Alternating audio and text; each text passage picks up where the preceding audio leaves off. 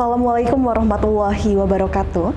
Pemirsa setia Tegar TV, apa kabar Anda hari ini? Semoga selalu sehat dan senantiasa semangat dalam menjalankan aktivitas selama pandemi COVID-19. Saya Salwa Sakinah kembali menyapa Anda dalam program Dialog Spesial. Pemirsa, sebagaimana kita ketahui bahwa anggota DPRD merupakan perpanjangan tangan bagi masyarakat untuk bisa menyuarakan aspirasi masyarakat yang nantinya akan diwujudkan dalam sebuah program yang bermuara pada peningkatan atau kemajuan suatu daerah.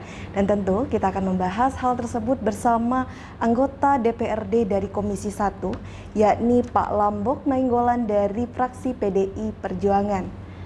Assalamualaikum Pak Lambok Nainggolan. Waalaikumsalam. Waalaikumsalam. Bagaimana kabarnya Pak Lambok? Kabarnya baik. Baik ya Pak, Ya, sehat? Sehat. Ya. Alhamdulillah. Baik Pak, ketika kita berbicara mengenai anggota DPRD, memang fungsinya adalah salah satu untuk memperjuangkan aspirasi masyarakat. Ya. Terlebih apa yang akan menjadi kegiatan masyarakat, disitulah DPRD berperan dalam hal tersebut. Sehingga saya ingin bertanya mengenai kegiatan Pilkakam. Untuk di Kabupaten Lampung Tengah sendiri akan ada berapa kampung Pak yang akan mengikuti pemilihan kepala kampung? Ya baik, untuk pemilihan kepala kampung di Lampung Tengah ini akan diadakan pada tahun 2022. Dan kampung yang akan mengadakan pemilihan kepala kampung ya kurang lebih sekitar 80-an kampung. Ada 80-an kampung. Ya. Dan untuk mekanismenya, apakah ada perbedaan dari yang tahun sebelumnya mengenai pemilihan kepala kampung? Ya, untuk mekanisme pemilihan kepala kampung, saya kira memang sudah ada undang-undang yang memang dikeluarkan oleh pemerintah ya, dari Kemendagri ya, terkait masalah mekanisme pemilihan kepala kampung tersebut. Tetapi untuk pemilihan kepala kampung tahun 2002 ini memang sampai saat ini kita memang belum mendapatkan mengenai perubahan undang-undang. Jadi saya kira sepanjang nanti itu tidak ada perubahan, maka kita tetap mengacu kepada peraturan yang sudah ada. Ya. Namun yang jelas tetap akan ada perbedaan secara teknis, terlebih kita saat ini masih berada di pandemi COVID-19. Oh iya, sudah barang tentu, artinya kan peraturan tersebut nanti akan dibuatkan sesuai dengan keadaan terkini yang ada di negara kita. Jadi tentu itu kita tahu sekarang bahwa saat ini kita mengalami pandemi COVID-19. Tentu nanti untuk mekanisme pemilihan kepala kampung pasti akan menyesuaikan dengan kondisi yang kita alami saat ini. Tapi ini kan nanti pasti akan digodok oleh pemerintah pusat ya, terkait masalah peraturan-peraturan untuk bisa menyesuaikan dengan kondisi yang ada sekarang. Dan kita nanti berharap agar pemerintah nanti bisa membuat sebuah aturan yang bisa menyesuaikan ya, menyesuaikan dengan kondisi sekarang agar pemilihan kepala kampung tersebut bisa berjalan dengan baik dan tidak mengalami sebuah resiko-resiko terkait masalah keselamatan warga. Baik. Yang terpenting adalah bagaimana menerapkan protokol kesehatan seketat mungkin nanti ya, saat betul. pemilihan kepala kampung ya Pak. Ya, lalu apakah nanti saat pemilihan Pilkakam atau pemilihan kepala kampung, DPRD akan turun langsung untuk ikut mengawasi mengenai pelaksanaannya? Ya tentu sebagai tugas pokok dan fungsi anggota DPRD adalah bagaimana kita harus bisa memastikan dan mengawasi agar undang-undang tersebut bisa dijalankan sesuai dengan peraturan yang ada. Kita melakukan fungsi kita sebagai fungsi pengawasan agar tidak ada terjadi misalnya penyalahgunaan lah ya, penyalahgunaan wewenang segala macam. Nanti supaya pemilihan kepala kampung itu bisa berjalan dengan baik dan memang dilaksanakan yang sesuai dengan sangat demokratis ya. Jadi kita menghindari nanti adanya oknum-oknum tertentu yang bisa melakukan ataupun memanfaatkan situasi supaya nanti pemilihan kepala kampung itu tidak sesuai dengan yang kita harapkan. Jadi kita sebagai anggota dewan melakukan kontrol pengawasan agar proses pemilihan kepala kampung nanti berjalan dengan sesuai dengan aturan yang ada. Baik. Seperti itu. Ketika berbicara mengenai oknum-oknum yang kerap kali akan sulit dihilangi saat pemilihan kepala kampung, misalnya contoh pada masalah politik uang, ini bagaimana dari DPRD sendiri untuk bisa mengantisipasi hal tersebut tidak terjadi atau setidaknya lebih berkurang masalah tersebut saat pemilihan kepala kampung di tahun selanjutnya? Ya. Jadi ini memang menjadi sebuah perhatian kita bersama dalam sebuah mekanisme pemilihan, baik itu dari tingkat kampung sampai dengan pusat. Itu kan kita melihat fenomena bahwa masyarakat itu selalu disodorkan dengan hal-hal yang sifatnya itu politik uang. Jadi memang kita, ya saya juga sendiri sebagai wakil rakyat juga harus memberikan edukasi yang baik lah, bahwa masyarakat itu agar sadar dengan mekanisme demokrasi yang benar, bahwa jangan sampai hati nurani rakyat itu ataupun hak pilihnya itu dipengaruhi oleh sifatnya finansial. Jadi masyarakat kita harapkan agar menentukan pemimpinnya itu memang yang betul-betul memang mengerti dan paham apa yang menjadi kebutuhan rakyat di tempat tertentu seperti itu. Sehingga membutuhkan pemimpin juga yang kredibel, yang tidak hanya sekedar mengiming-imingi uang yang besar ya Pak. Betul, ya. Selain dari mengedukasi, apakah ada cara lain selain itu? Saya kira perlu meningkatkan pengawasan, saya kira ya. Pengawasan dan ini perlu kerjasama di semua sektor ya. Jadi bisa saja mungkin kita bersama dengan pihak kepolisian, TNI ya, agar pelaksanaan untuk menghindari politik uang ini bisa kita lakukan seperti itu. Jadi karena kalau hanya masyarakat saja kan itu tidak akan bisa terlaksana, tapi perlu ada kerjasama dengan pihak TNI Polri agar mereka juga betul-betul mengawasi pelaksanaan pemilihan tersebut, terhindar dari politik uang. Dan ini menjadi tugas kita bersama juga ya, anggota masyarakat juga, agar mulai pelan-pelan juga mulai sadar lah ya, sadar dengan iklim demokrasi kita, supaya pemimpin yang terpilih nanti adalah betul-betul pemimpin yang hasil dari demokrasi yang jujur, adil, dan juga sesuai dengan yang diharapkan oleh masyarakat. Baik. Lalu apakah tidak ada rencana Pak untuk membentuk satgas khusus yang mungkin untuk bisa langsung benar-benar mengawasi mengenai pelaksanaan Pilkakam ini? Ya tentu nanti kan dari pemerintah daerah ya, dalam hal ini eksekutif ya, pasti akan mengambil sebuah langkah-langkah langkah-langkah antisipasi agar nanti pelaksanaan Pilkakam itu sesuai dengan undang-undang yang ada. Termasuk juga dalam hal pengawasan. Pasti pihak eksekutif akan mengambil sebuah langkah-langkah agar pelaksanaan Pilkakam yang betul-betul jujur dan terhindar dari politik uang bisa terlaksana dengan baik ya. Tentu semua kekuatan dari pemerintah daerah, mungkin saja polisi Pamong Praja ya, atau juga mungkin yang lain bisa didaya gunakan untuk bisa berpartisipasi dalam melakukan pengawasan proses pemilihan kepala kampung nanti yang akan dilaksanakan di masing-masing kampung. Seperti itu. Baik Pak Lambo, apakah dinas-dinas terkait sudah diundang untuk membahas mengenai hal ini Pak? Atau perangkat daerah? Sampai saat ini memang sih kita dari Komisi 1 belum melakukan pemanggilan ataupun mengundang dinas terkait ya, dalam hal ini PMK, membicarakan secara detail terkait masalah pemilihan kepala kampung nanti. Karena kita sampai sekarang kan kita masih fokus dalam hal penanganan COVID-19.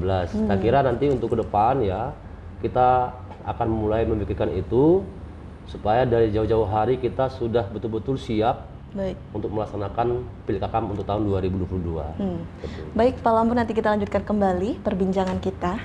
Dan untuk pemirsa jangan kemana-mana, karena kita masih berdialog bersama Komisi 1 DPRD Kabupaten Lampung Tengah setelah jeda pariwara berikut.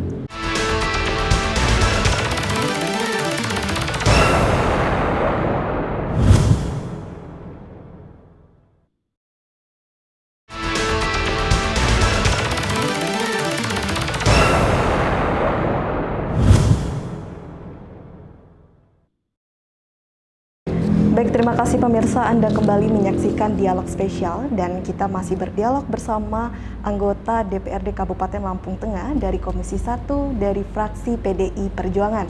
Pak Lambok, kita lanjutkan kembali ya Pak perbincangan kita. Tadi kita sempat terhenti ya Pak berbincang mengenai Pilkakam. Mungkin bisa dijelaskan Pak, bagaimana mengenai anggaran untuk Pilkakam ini sendiri?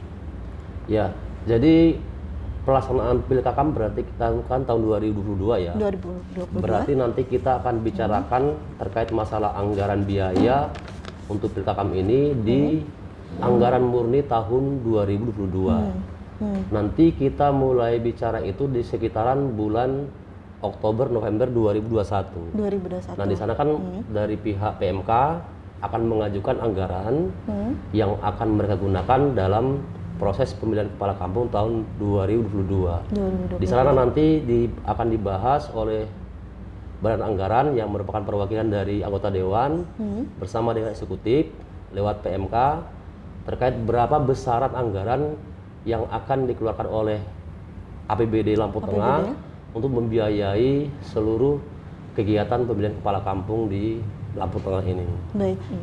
Jadi nanti akan dibahas secara detail di bulan November nanti ya Pak, mengenai anggaran Pilkakam. Ya. Nanti kan dari mereka kan mengajukan anggaran, kemudian kita bahas terkait masalah kemana-kemana saja anggaran ini akan dihabiskan, nanti baru diambil sebuah kesepakatan antara eksekutif dan juga legislatif seperti itu.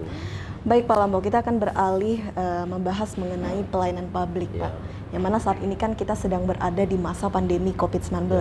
Mungkin bisa diuraikan Pak, bagaimana kondisi pelayanan publik di Kabupaten Lampung Tengah? Apakah masih berjalan secara efektif di masa ini?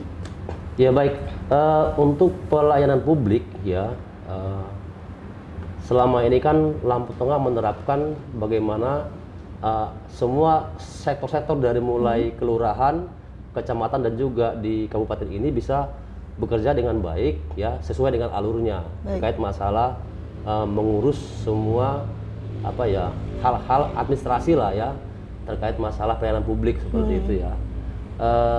Saya kira semua kegiatan terkait masalah pelayanan publik pasti akan sedikit mengalami mengalami sebuah gangguan lah ya. Ada sedikit perubahan. Iya, karena otomatis kan semua pelayanan publik kan harus pasti mengurangi jumlah para tenaga kerja yang ada di kantor-kantor dan ini otomatis akan mempengaruhi. Tapi bukan berarti pelayanan itu terhenti, tidak, tapi pasti akan mengalami sedikit perlambatan lah seperti itu, karena kan jumlah karyawan yang bekerja kan mungkin 50% ya, atau bahkan mungkin sampai 25%. Jadi ini mempengaruhi seluruh kegiatan pelayanan publik seperti itu. Namun sehingga apakah bisa dikatakan bahwa karena di masa pandemi ini untuk proses atau alur dari pelayanan publik itu lebih dipermudah, tidak lagi secara hierarkis lamban? Ya, saya kira memang pemerintah daerah harus mengambil sebuah formula ya, menyikapi dari keadaan sekarang, karena di masa pandemi ini kan meskipun pandemi tapi kan masyarakat tetap butuh pelayanan publik karena itu merupakan pelayanan yang sangat mendasar ya untuk kepentingan masyarakat. Saya kira pemerintah daerah harus mengambil sebuah kebijakan lah bagaimana untuk memperpendek proses untuk mengurus ataupun melakukan pelayanan publik ini, jadi supaya masyarakat juga tetap terlayani ya terkait masalah kebutuhan masyarakat yang memang selama ini dilakukan oleh pemerintah daerah seperti itu. Jadi pemerintah harus mengambil sikap ya, apakah memang bisa secara online ya, atau mungkin dengan cara lain ya. Saya kira ini menjadi tugas dari eksekutif ya, pemerintah daerah untuk mengambil langkah-langkah untuk mempermudah. Untuk mempermudah mungkin bisa dikatakan pelayanannya bersifat daring. Apakah seluruh sektor di Kabupaten Lampung Tengah sudah melakukan pelayanan daring atau masih ada yang offline Pak? Di beberapa sih masih offline ya, cuman pasti itu menjadi menjadi pekerjaan rumah lah buat pemerintah daerah ya. Mau tidak mau harus mengambil sebuah metode daring ya, ataupun online ya. Karena kalau langkah itu tidak diambil maka akan terhenti pelayanan publik. Masyarakat kan akan enggan datang ke kantor kan seperti itu ya. menghindari kerumunan, ada juga ketakutan akan terinfeksi ataupun menular dari orang-orang yang bertemu ya. Jadi dengan seperti ini kan masyarakat akan enggan datang ke kantor, tetapi pemerintah daerah kan harus memberi pelayanan kepada masyarakat terkait masalah pelayanan publik seperti itu. Dan bisa dilakukan secara daring. Iya. Namun masalahnya begini Pak, banyak masyarakat masih kebingungan yang merasa bahwa pelayanan daring ini belum begitu optimal karena tidak bisa menjawab langsung apa yang menjadi kebutuhan dari masyarakat. Sehingga ketika masyarakat datang ke kantor untuk mendapatkan pelayanan publik tersebut, banyak birokrat yang berdalih alasan hanya melayani secara daring. Namun di daring mereka tidak diberi tanggapan juga secara langsung. Mengenai hal tersebut bagaimana Pak Lambok melihat hal tersebut sebagai wakil rakyat tentunya? Pasti pernah menemukan masalah ini yang banyak terjadi saat ini. Saya kira begini ya Mbak ya, jadi keadaan kita ini sekarang kan boleh dibilang kan extraordinary ya. Benar sekali. Jadi yang luar biasa. Jadi sesuatu yang memang yang tidak bisa diprediksi. Jadi memang semua sektor, semua dinas memang kan tidak memiliki kesiapan mengantisipasi keadaan ini. Jadi mau tidak mau memang pasti akan adanya apa ya, ketidaksiapan lah ya terkait masalah infrastrukturnya, kemudian SDM-nya. Tetapi menurut saya ini adalah sebuah proses ya. Ini adalah sebuah proses untuk menuju bagaimana ke depan ya dalam mengurus layanan publik itu tidak hanya tatap muka, tapi juga ada metode yang sifatnya daring. Benar. Dan meskipun daring tetapi tidak juga mengurangi keabsahan ataupun legalitas dari sebuah urusan yang diurus kepada pemerintah daerah seperti itu. Jadi kita memaklumi lah ya sekarang ini, dan saya kira pemerintah daerah tidak akan tinggal diam ya, mengambil sebuah formula yang baik ya, kebijakan yang baik, metode yang baik agar semua segala urusan masyarakat bisa terlayani. Benar sekali. Karena bisa dikatakan birokrat pun juga saat ini sedang kebingungan juga, tidak hanya dari masyarakat. Ya mungkin harapan juga masyarakat untuk bisa memberikan pengertian juga untuk sama-sama ya Pak. Baik Pak, saya ingin beralih lagi mengenai pelayanan publik. Apakah saat ini mengenai pelayanan publik sudah benar-benar disesuaikan dengan kebutuhan masyarakat di Kabupaten Lampung Tengah yang tidak hanya datang dari inisiatif para pemimpin saja? Kalau kita melihat dari pelayanan publik tersebut.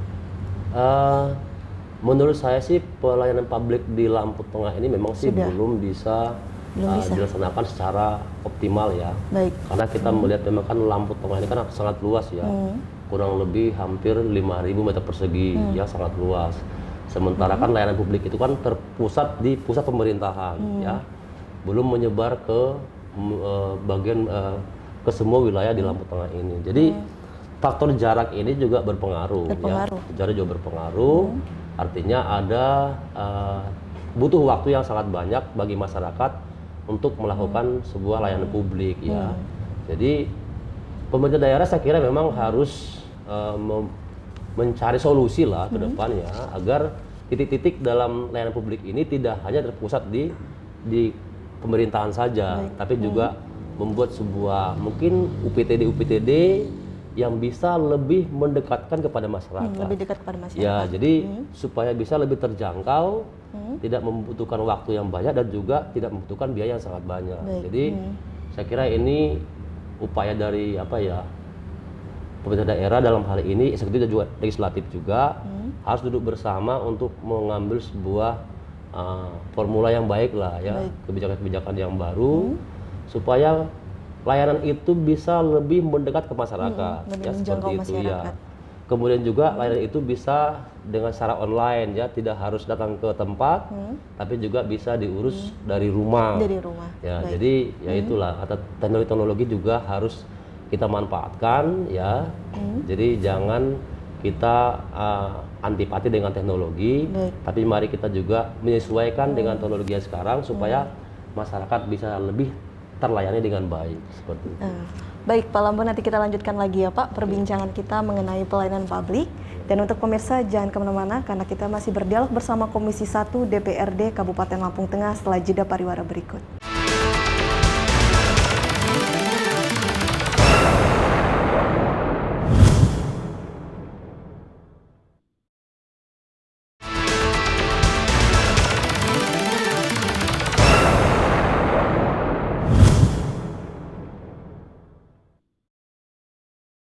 Terima kasih pemirsa, Anda kembali menyaksikan Dialog Spesial dan kita masih berdialog bersama Pak Lambok Nainggolan dari Komisi 1 DPRD Kabupaten Lampung Tengah.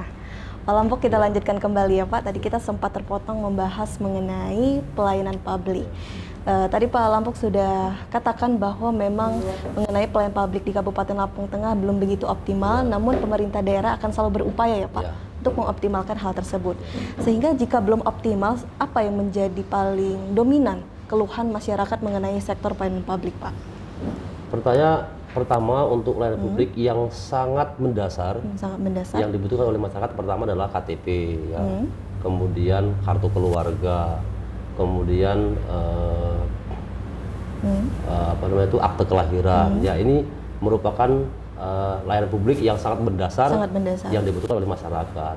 Kemudian lanjut lagi masalah mungkin buat SIM ya, kemudian untuk mengurus sertifikat juga, ya, kemudian dan hal-hal lain lagi itu yang sangat mendasar memang layanan publik yang sangat dibutuhkan oleh masyarakat. Ya.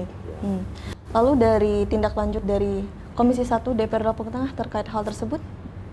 Ya, jadi DPRD Lampung Tengah dalam hal ini Komisi 1 memang sudah pernah memanggil beberapa dinas ya yang memang membidangi masalah layanan publik. Contoh saja layanan Diktus Capil ya, Sisduk Capil ya, yang memang membidangi masalah KTP, KK, kemudian juga surat-surat yang lain ya. Dan kita sudah sih memberikan solusi-solusi kepada mereka yang intinya adalah mari kita layanan ini bisa lebih mendekat ke masyarakat ya, supaya masyarakat itu lebih terlayani. Itu yang pertama. Yang kemudian juga kita juga buat sebuah bentuk layanan publik yang sifatnya mobile ya, yang bisa berpindah dari satu tempat ke tempat lain. Jadi ini sebuah solusi juga agar bisa menjangkau tempat-tempat yang sangat terpencil. Jadi kalau hanya terpusat di kota saja itu kan kasihan para warga yang sangat jauh dari kota Gunung Sugi ya, yang jaraknya mungkin sampai 20-30 km dan belum lagi jalannya yang rusak. Jadi bisa saja mereka itu kalau mengurus sebuah surat ke Gunung Sugi itu menggunakan waktu kurang lebih 1 hari, kan kasihan. Jadi butuh biaya banyak ya, kemudian juga butuh waktu yang sangat lama. Jadi kami mengusulkan ya beberapa hal kepada pemerintah daerah agar membuat sebuah UPTD ya di beberapa tempat supaya nanti memperpendek jarak untuk masyarakat mengurus sebuah surat menyurat. Ya. Kemudian juga mengadakan sebuah mungkin mobil layanan masyarakat yang bisa mobile, bisa berpindah kemana-mana. Jadi bisa menjangkau pelosok-pelosok yang ada di Lampung Tengah ini. Itu mungkin solusi yang kami tawarkan kepada eksekutif. Sehingga saat ini masih diperjuangkan juga ya Pak, untuk dikomunikasikan. Ya. Baik Pak Lambok, saya ingin beralih mengenai isu yang memang masih yang beredar juga di masyarakat mengenai izin usaha toko modern. Di Kabupaten Lampung Tengah sendiri bagaimana Pak untuk perizinan usaha tersebut? Ya baik, untuk terkait masalah perizinan toko modern ya. Jadi kita tahu persis bahwa Lampung Tengah ini belum punya rencana detil tata ruang ya, RDTR-nya belum ada dan juga belum punya RT RW. Jadi syarat untuk mengeluarkan surat izin usaha toko modern itu kan harus ada dulu RDTR-nya.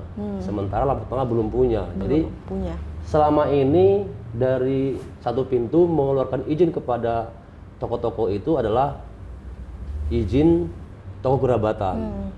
Tetapi yang kita lihat di lapangan bahwa para pedagang ini kan sudah melakukan praktek toko modern. Dan itu yang memang yang kita lihat fenomena di bawah. Jadi tugas kita sekarang itu adalah bagaimana para toko-toko ini bisa melakukan usahanya itu sesuai dengan izin yang mereka miliki. Seperti itu ya. Jadi perlu memang ini penertiban ya.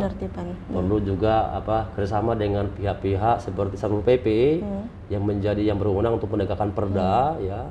Kemudian juga DPRD dan juga lagi eksekutif juga ya. Perlu bekerja sama agar semua toko-toko modern yang ada di Lampung Tengah ini bisa melakukan fungsinya sesuai dengan izin yang mereka usaha. miliki, seperti itu. Apakah ada sanksi khusus untuk toko-toko yang tidak memiliki izin? Ya, sampai sekarang sih mereka semua toko modern itu tidak memiliki surat izin usaha toko modern. Mereka Bagaimana hanya penertibannya? memiliki surat izin usaha toko gerabatan seperti itu. Kan kalau toko gerabatan kan berarti kan di sana ada sistem tawar menawar. Kemudian pembeli itu harus dilayani kan seperti itu. Kalau toko modern kan enggak, tidak ada tawar menawar, harga sudah flat ya. Kemudian pembeli itu adalah swalayan mengambil barang-barang yang sudah dipajang di sana. Jadi ini harus kita kembalikan kepada fungsi ya sesuai dengan izin yang mereka miliki seperti itu. Ya, jadi saya kira ini juga menjadi apa ya? Pelajaran juga untuk kita bersama. Artinya memang fungsi pengawasan yang dilakukan oleh apa ya? Bidang tertentu memang tidak berjalan dengan baik. Kalau memang awalnya mereka memiliki surat izin gerabatan, kemudian di lapangan mereka melihat praktek toko modern, harusnya kan ini ada penertiban. Benar sekali. Cuman kalau dibiarkan semakin lama kan semakin susah untuk kita tertibkan seperti untuk itu. ditertibkan. Ya. Baik. Kalau Pak Lampok sendiri melihat itu kendalanya sebenarnya apa yang menjadi faktor mengapa masyarakat sebenarnya bisa dikatakan sudah tahu juga mengenai peraturan tersebut, tapi masih banyak yang bandel istilahnya Pak untuk membangun toko jelabatan. Jadi kalau menurut saya sih sini masalahnya kan kompleks juga sih ya. Kompleks. Jadi kita memang daerah Lampung Tengah ini memang harus juga membuka diri kepada para investor-investor yang akan membuka usaha di Lampung Tengah ini. Termasuk juga masyarakat yang memang ingin membuka usaha di masyarakat ini terkait seperti toko modern. Kemudian Lampung Tengah belum boleh ataupun belum bisa mengizinkan surat izin toko modern. Nah ini kan menjadi sebuah dilema toh. Jadi sebuah dilema. Di satu sisi kita ingin membuka seluas-luasnya agar orang bisa berinvestasi ya, menambahkan modal di Lampung Tengah ini. Tapi perangkat yang mereka izinkan itu ya infrastruktur ya terkait masalah perizinan kita belum bisa keluarkan. Jadi saya kira memang ini kita harus bicarakan bicarakan dulu bersama lah.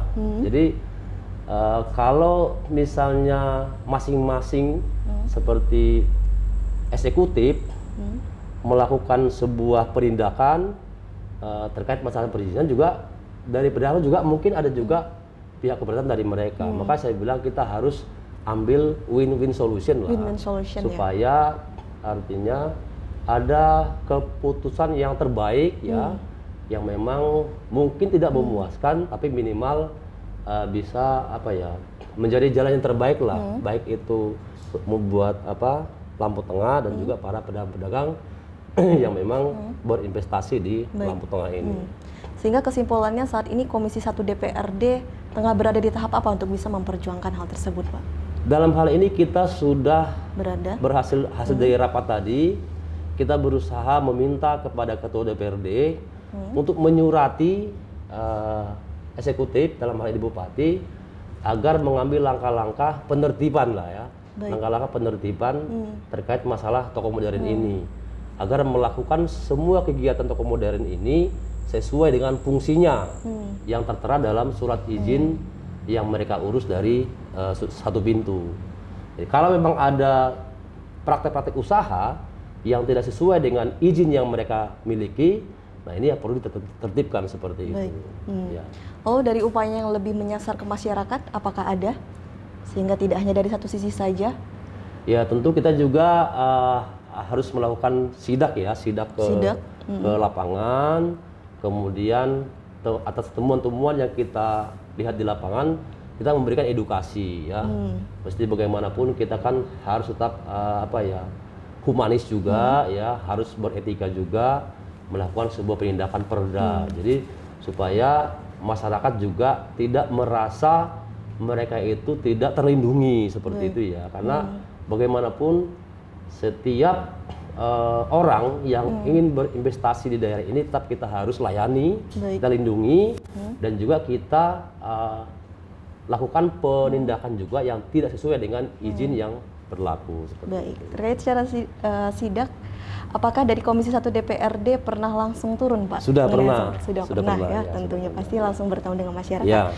Baik, Pak Lampok mungkin bisa diberikan closing statement mengenai harapan apa yang ingin disampaikan oleh masyarakat yang saat ini tengah menyaksikan. Ya. Ya baik, pertama saya mengharapkan agar masyarakat Lampung Tengah ini memang sadar dalam berdemokrasi ya. Jadi kita harus memilih seorang pemimpin itu yang betul-betul memang sesuai dengan hati nurani kita, melihat dari latar belakangnya, kinerjanya, sehingga pemimpin yang kita damba-dambakan itu adalah pemimpin yang bisa mengakomodir kebutuhan masyarakat, yang bisa memahami apa yang dibutuhkan masyarakat. Yang kedua, pemerintah daerah ini juga harus mengejar terkait masalah pengembangan sumber daya manusia. Jadi kalau orang-orang yang duduk di pemerintahan itu betul-betul orang-orang yang menguasai di bidangnya, tentu segala program kerja yang dilakukan di pemerintah daerah ini betul-betul memang sesuai dengan yang dibutuhkan oleh masyarakat. Ya. Kemudian yang ketiga, selama pandemi COVID-19 ini kita bersama berharap agar COVID ini segera mereda, segera menghilang dari kehidupan kita. Maka kami berharap agar masyarakat itu sadar akan kesehatan lingkungan maupun pribadi. Mari kita semua melakukan protokol kesehatan dengan 5M, dan juga mari kita menularkan hal-hal positif kepada masyarakat agar masyarakat semakin kuat, semakin siap menghadapi pandemi ini. Maka dengan demikian pandemi ini akan segera berakhir dan masyarakat kembali bisa melakukan aktivitasnya seperti sedia kala. Saya kira itu statement closing dari saya. Terima kasih. Baik, luar biasa sekali Pak Lombok. Masyarakat harus segera menerapkan hal-hal positif dan menerapkan protokol kesehatan agar pandemi segera berakhir. Baik, Pak Lombok, terima kasih atas kesempatan dan waktunya. Semoga sukses dan sehat selalu ya Pak dalam mengemban amanah menjadi anggota Komisi 1 DPRD Kabupaten Lampung Tengah. Baik pemirsa, tidak terasa kita sudah berada di penghujung acara. Semoga DPRD Kabupaten Lampung Tengah akan selalu memperhatikan, mengakomodir kebutuhan masyarakat dan memperjuangkan aspirasi. Dan tak lupa saya ucapkan terima kasih untuk seluruh pemirsa yang ada di rumah yang telah setia menyaksikan dialog dari awal hingga akhir. Dan tetap selalu berada di rumah dan jaga kesehatan. Kita doakan bersama semoga bumi kita segera membaik dan kita dapat kembali beraktivitas seperti sedia kala. Saya Salwa Sakinah mewakili kru yang bertugas hari ini. Pamit undur diri. Wassalamualaikum warahmatullahi wabarakatuh. Sampai jumpa.